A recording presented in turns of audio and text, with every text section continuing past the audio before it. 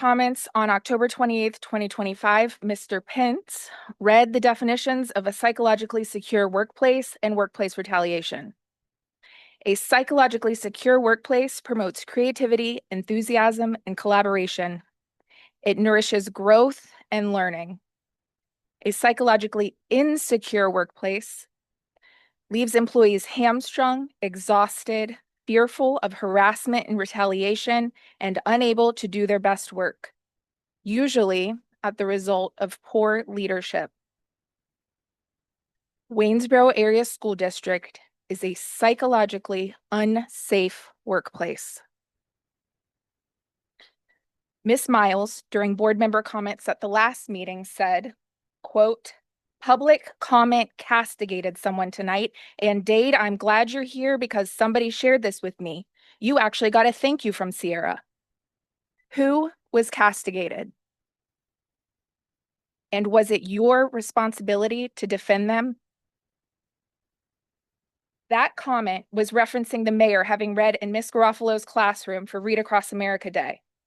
Ms. Garofalo has shown great strength and an ability to remain polite despite adverse circumstances.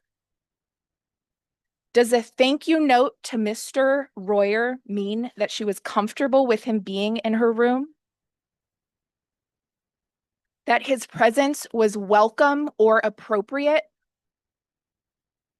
That it did not make her feel psychologically unsafe in her own classroom? Ms. Miles went on to say, quote, "So public perception is being misleading, in my opinion," end quote. The public perception is that Mr. Royer and Dr. McCallum's father, reading in the classrooms of two teachers who testified in favor of Mr. Pappas out of all the kindergarten and first grade classrooms in the entire district, cannot have been a coincidence. It looks like yet another instance of harassment and retaliation by this administration, and if civil proceedings follow this fiasco, a jury will see it that way too. Ms. Streit, during board member comments at the last meeting, said, quote, "I am getting very short-fused with how our school district and how our administration and how other people in this town are being degraded, and this wrong information has just got to stop. I will, for one, be very glad when this is over. Very disrespectful," end quote. What wrong information? These comments give the impression that you did not heed Mr. Pence's warning, that you haven't considered the evidence. This is not one minor issue that's ending with a vote.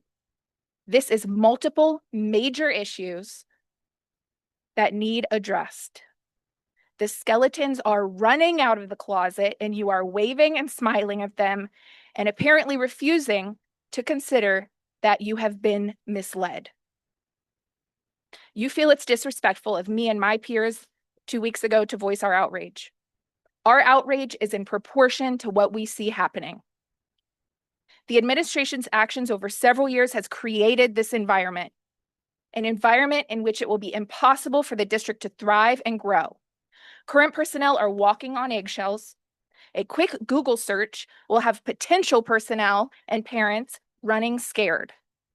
Parents will choose private or homeschooling or at great expense to the district cyber charter school. Directors, consider financial, staffing, and enrollment future liabilities. It is not your duty to protect the superintendents. It is not your duty to protect former or current board members, and it is certainly not your duty to coddle the mayor with your board comments. Your duty is to the district, not to any one individual or group of individuals. The superintendents with the former board in place overestimated their power. But there is a new board now. I hope and believe the old guard is outnumbered. So directors, will you perpetuate a psychologically unsafe environment, continue to risk the future of the district, or will you put duty above ego and join us in our outrage? Use your lawful authority to take action.